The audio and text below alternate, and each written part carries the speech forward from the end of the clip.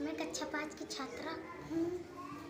हमारे साथ लोग आज पंच परमेश्वर का मंच करने जा रहे हैं। बार है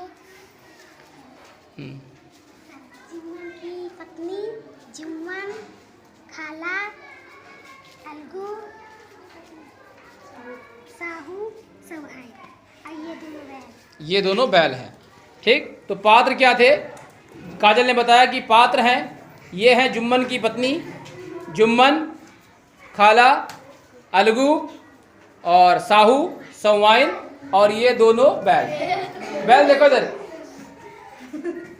रेडी। पहला सीन आपको दिखाता है जुम्मन और अलगू की मित्रता। अलगू, मैं हर करने जा रहा हूँ, घर का ख्याल। मैं हज करने जा रहा हूँ, घर का ख्याल रखना। ठीक है। जुम्मन की एक खाला थी जिनका कोई सगा संबंधी नहीं था, इसलिए उन्होंने जुम्मन के नाम अपना जायदाद करवा दिया। जब जायदाद लिखवा दी उसके बाद क्या होता है उसके आगे देखते हैं। अगले सीन में आप देखेंगे खाला की किस तरह खातिरदारी होती है। जैसा कि आपने सुना कि शुरू में खाला की खातिरदारी होती है और जुम्मन की पत्नी खाला को खाना लेके जाती हुई।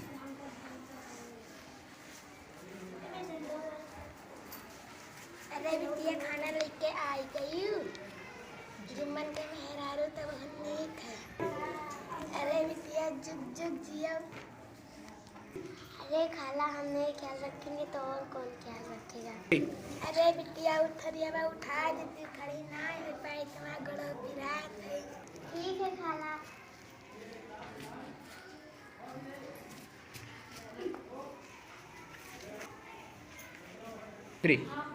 कुछ दिनों तक खाला की खातिरदारी होती रही, पर आगे देखिए। बताइया खाना वाला कही रहे जुम्मन के मेहरारू न सुनिए। बुढ़िया तो और है, हरदम खाने खावा कर कहूँ खासत कहूँ डाका थे। अरे हमारे जिंदगी तो खराब हुई।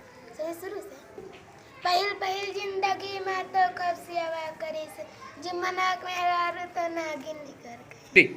अगली सीन में खाला जुम्मन के पास जाती है। और का हाल चाल है भैया? सब ठीक है? भैया जुम्मन हमारा कहाँ निभाना हुई, हमका पैसा दे दिया करो आलू। अरे पैसा का पेड़े फरत है? अरे पैसा हम ना देवे, जाओ जाओ, अरे जाओ जाओ। अरे ठीक है हम पंचायत बुलाओ। और देखिए आखिरकार पंचायत लग ही गई। देखिए क्या पंचायत का सीन। अरे खाला सुन लियो, चुन लियो, सरपंच चुन लियो। अरे तुम्हें चुनाव। अरे जी के ऊपर भरोसा हुआ, वही का चुन लियो। अच्छा चलो हम अलगू का सरपंच बनाए तो उस पर तो तुमका भरोसा है। अरे अलगू तो सरपंच बनिए तो ठीक है रे, ठीक। प्रकार सर्वसम्मत से अलगू को सरपंच चुन लिया गया। जुम्मन तुम मेरे मित्र जरूर हो, लेकिन तुम दोनों मेरे समान हो। जुम्मन जितने तुमसे हमने प्रश्न किए उनसे यही लगता है कि तुमने अपनी खाला को धोखा दे दिया है। पंचायत ये फैसला सुनाती है कि जुम्मन अपनी खाला को हर महीने पैसा देंगे। आता है अलगू ने जब बैल खरीदा। ये दोनों अलगू के बैल हैं। अलगू और व्यापारी जिससे अलगू ने बैल खरीदा। अब बैल लेके आप जाएंगे।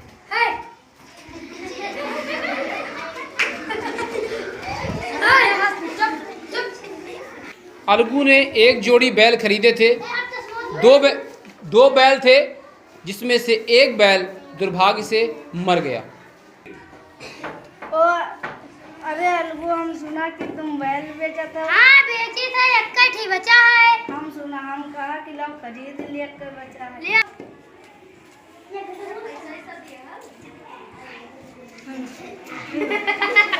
साहू ने बैल तो खरीद लिया, लेकिन साहू ने कहा था कि बैल का दाम 1 महीने बाद वो चुकाएगा। 1 महीने बाद अलगू साहू के पास जाते हैं, समझू साहू के पास जाते हैं। तो क्या होता है इस दृश्य में, अलगू आते हैं वादे के मुताबिक 1 महीने बाद समझू साहू से बैल का पैसा लेने। देखते हैं फिर क्या होता है। अरे समझू साहू, 1 महीना हो गया बैल पैसा न दिया हो। अरे मार कहाँ बैल दे रहा, मर गया महीना बाबा। जाओ जाओ, हम पैसा। अरे जा पैसा वैसा ना मिले, तुमका तो हम पंचायत में देख लेबे। और इस प्रकार लोगों ने कई बार दोनों की कई बार लड़ाई हुई और दोनों को लोगों ने समझाया कि पंचायत कर लो। और इस प्रकार एक बार फिर उसी पेड़ के नीचे पंचायत बैठती है।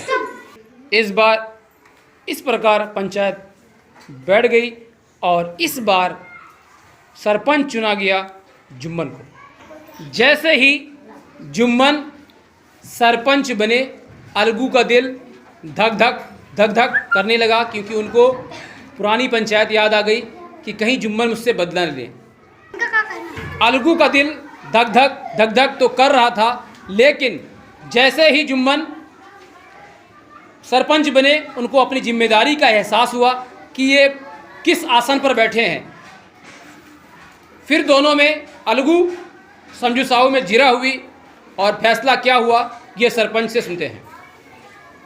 दोनों की जिरा सुनने के बाद पंचायत ये फैसला लेती है, जब अलगू ने बेल बेचा तब अरे बेल को कोई बीमारी नहीं। ये समझू साहू की गलती है कि बेल मरा, इसलिए समझू को बेल की पैसा अदा करने पड़ेगी। पंच परमेश्वर की जय।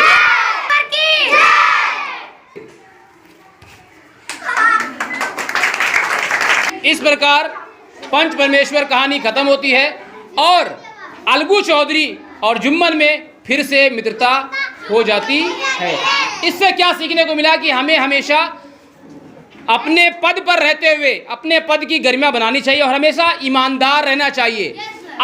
सगा भाई हो या बाप हो, अगर आप फैसला कर रहे हैं तो फैसला उसी के हक में करेंगे जो हक पर होगा, जो सही होगा। जैसे जुम्मन ने किया और अलगू ने किया कि दोनों मित्र थे, लेकिन फैसला उनके खिलाफ किया क्योंकि वो गलती पे थे। ठीक है, गुड।